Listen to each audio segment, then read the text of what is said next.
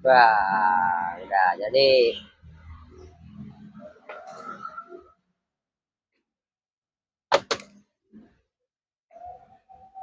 guys.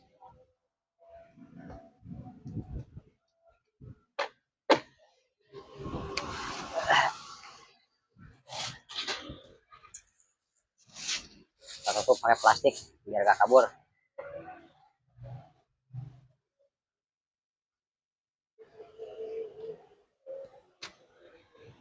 Biar gak kabur uapnya.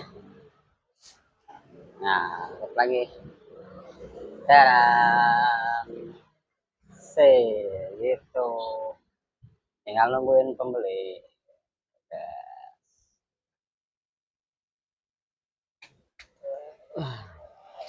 Jadi video kali ini gitu aja ya guys. Ini bikin kukusan gede. Nah, ntar besok saya mau bikin konten lagi atau ntar sore lah gitu ya. Sore mau bikin cara ngelayanin, terus cara apa namanya itu nyapa yang beli yang benar gitu. Cara menyapa yang beli yang benar,